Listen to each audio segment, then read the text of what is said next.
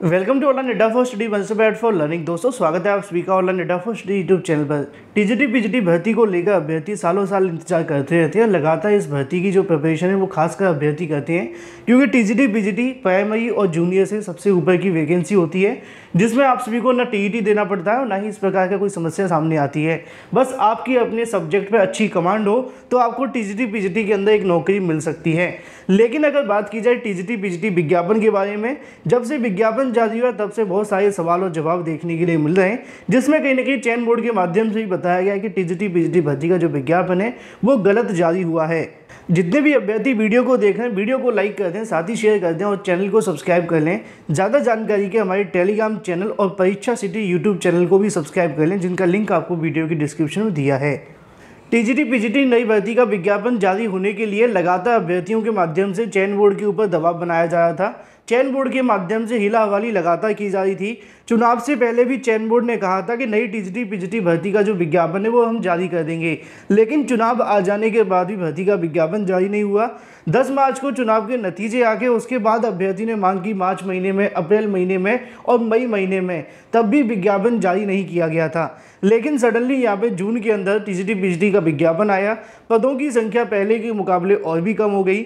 अब ऐसे अभ्यर्थी को बड़ा झटका लगा जो काफ़ी लंबे समय से टीजीटी पीजीटी की प्रिपरेशन कर रहे थे, लेकिन जब उन्होंने पदों की संख्या देखी तो उनकी कैटेगरी के अंदर एक भी पद देखने के लिए नहीं मिला, या फिर अगर पद हैं तो 2, 4, 5, 10 या 11, 12।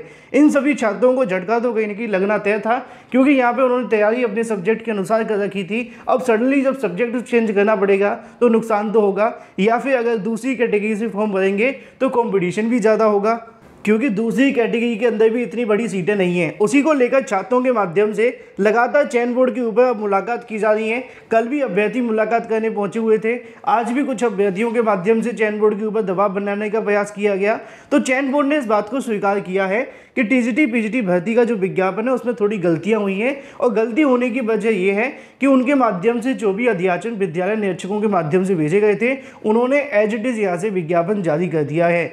अब इस गलती को सुधारने के लिए चयन बोर्ड का दावा है कि जल्दी हम इसको लेकर पोर्टल खोलकर जो भी यहाँ से कहने की पदों की संख्या को लेकर अनियमितताएं हुई हैं, जहाँ पे पद बढ़ सकते हैं उनको पदों को बढ़ाने के लिए, और जहाँ पे पदों के बारे में कुछ और चीज़ें देखने के लिए मिलती हैं, तो वो सारी चीज़ें यहाँ से स्पष्ट करते हुए नए विज्ञापन मतलब कि संशोधित कर दिया जाएगा आपका विज्ञापन, और उसके बाद में आप सभी की जो सीटों की संख्या है वो अपडेट कर दी जाएगी। जीव विज्ञान को लेकर भी अभ्यर्थी मुलाकात करने पहुंचे हुए हैं। कंप्यूटर विषय को भी यहाँ पे शामिल नहीं किया गया है, क्योंकि अध्याचन तो लगातार शासन की तरफ से मांगे गए थे, लेकिन शासन के पास अध्याचन नहीं मिले और ना ही माध्यमिक शिक्षा सेवा चयन बोर्ड के पास पहुंचे। अब अभ्यर्थियों के माध्यम से कंप्यूटर को लेकर मांग की जा रही है कि भाई पदों की संख्या हमारी बढ़ा दी जाती। पिछली बार भर्ती का इंतजार करते रहे, न्यायालय के चक्कर काटते रहे, लेकिन भर्ती नहीं आई। इसमें कहीं ना कहीं चयन बोर्ड ने टीजीटी पीजीटी के अंदर ना कंप्यूटर को शामिल किया। अगर जीव विज्ञान को शामिल कर भी लिया तो वहाँ पे विज्ञान के अंदर पदों की संख्या ज़्यादा निकली, लेकिन जीव विज्ञान के अंदर पदों की संख्या नील हो गई। इन तमाम गलतियों के लिए अब चयन बोर्ड का दावा है, और साथ ही चयन बोर्ड के माध्यम से आश्वासन दिया जा रहा है कि अभ्यर्थी थोड़ा सा इंतजार करें। जल्दी यहाँ से बोर्ड के माध्यम से एक नोटिफिकेशन जारी होने वाला है, जिसमें पोर्टल को खोलकर रिक्त पदों की जानकारी मांगी जाएगी। और उन्होंने इस बात का भी दावा किया है कि जितने ज़्यादा से ज़्यादा पद बढ़ेंगे उसको लेकर विज्ञापन संशोधित करते हुए अभ्यर्थियों को बेनिफिट मिलेगा। हालांकि बहुत सारे अभ्यर्थी अभी भी आवेदन करने के लिए इंतजार कर रहे हैं कि कब तक आवेदन किया जाए, क्योंकि अगर पदों की संख्या उनके विषय के अंदर नहीं है, उनकी कैटेगरी के अंदर सीटें नहीं होंगी, तो यहाँ से उनको किसी दूसरी कैटेगरी में आवेदन करना होगा। और भी बहुत सारे सवालों को लेकर अभ्यर्थी परेशान हैं, लेकिन अब चयन बोर्ड का दावा तो है कि वो इस अनियमितता को जल्द दूर करेंगे और छात्रों को यहाँ से खुशखबरी देंगे सीट बढ़ाने के बारे में, लेकिन थोड़ा सा उनको इंतजार करना पड़ेगा। आज भी चयन बोर्ड के ऊपर जब मुलाकात हुई तो उनको यही आश्वासन दिया गया है कि सीट बढ़ाए जाने को लेकर चयन बोर्ड की तरफ से जल्द पोर्टल खुलेगा, और जो भी पोर्टल में जानकारी मिलेगी उनके माध्यम से आपको दे दी जाएगी। लेकिन भाई अगर बात की जाए अपनी अगली अपडेट के बारे में, जो कि संबंधित है शिक्षक भर्ती परीक्षा को लेकर जारी नोटिस के बारे में, इसके अलावा प्रवेश पत्र को लेकर, और साथ ही अगर बात की जाए प्राथमिक शिक्षक भर्ती के लिए सीएम योगी को दिखाए गए भर्ती के पोस्टर के बारे में। आप जानते हैं कि लगातार उत्तर प्रदेश के अंदर प्राथमिक भर्ती का जो मामला है वो ट्रेंड में दिखाई देता है। कभी नई प्राथमिक शिक्षक भर्ती वाले अभ्यर्थी धरना प्रदर्शन करते हैं, तो कभी 68,500 वाले, तो कभी 6,800 जो कि 69,000 का पार्ट है, लेकिन इसके अलावा कभी 12,460। प्राथमिक भर्ती का मुद्दा उत्तर प्रदेश में हमेशा ट्रेंडिंग में रहता है, चाहे वो किसी न किसी भर्ती के माध्यम से हो।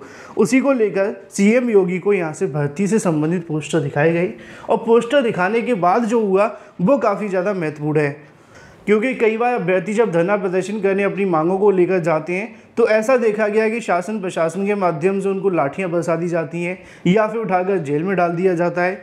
लेकिन अगर भर्तियों को लेकर पोस्टर दिखाए जाएं तो इस प्रकार की कार्रवाई करना कहां तक सही है, आप सभी कमेंट करके जानकारी अवश्य दीजिएगा और वीडियो को शेयर कर दिया करें, जिससे कि और भी छात्रों को जानकारी मिले कि आखिर चल क्या रहा है।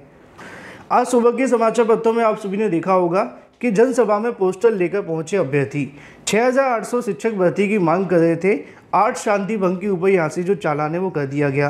पोस्टर के अंदर आप सभी को थोड़ा धुंधला होगा, लेकिन समाचार पत्र ने ऊपर हेडिंग डालकर आपको बता दिया है कि भाजपा के राष्ट्रीय अध्यक्ष जेपी नड्डा और इसके अलावा सीएम योगी की जनसभा के अंदर शिक्षक भर्ती के मुद्दे को लेकर अभ्यर्थियों के माध्यम से हंगामा कर दिया गया।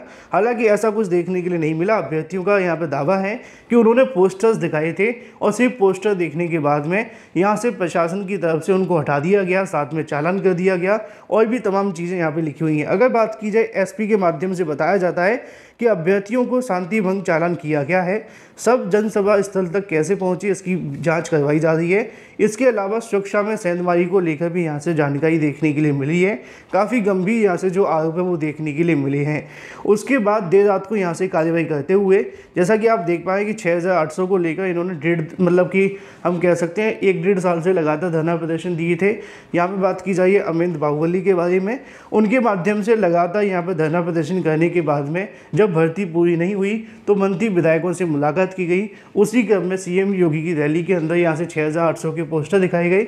उसके बाद से देर रात को यहाँ से गिरफ्तारी कर ली गई। जैसा कि आप सभी देख पा रहे हैं, लगभग 6 से 7 अभ्यर्थियों को एक साथ पुलिस के माध्यम से गिरफ्तार कर लिया गया।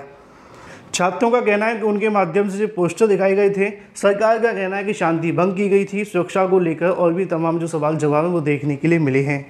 लेकिन वही दूसरी तरफ बात की है शिक्षक भर्ती को लेकर परीक्षा के संबंध में यहाँ से नोटिस जारी कर दी गई है। आप सभी को याद होगा मैंने अपनी कई वीडियोस के माध्यम से राजस्थान शिक्षक भर्तियों को लेकर जानकारियां दी थी, तो उस समय अभ्यर्थियों ने कहा था कि सर शिक्षक भर्ती की परीक्षाओं के बारे में भी आप अपडेट दे दीजिएगा क्योंकि मिलती नहीं है।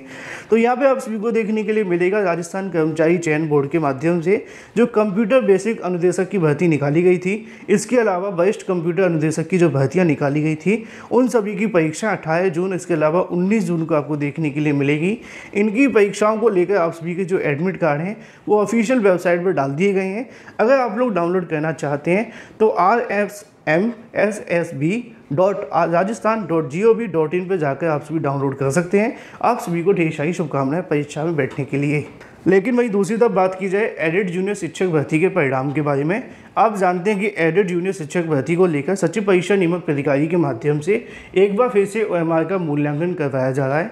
हालांकि इसको लेकर बहुत सारे सवाल जवाब हो सकते हैं, लेकिन अब जो भी फैसला शासन ने किया है उसके क्रम में जानकारी PNP सचिव के माध्यम से मिल गई है।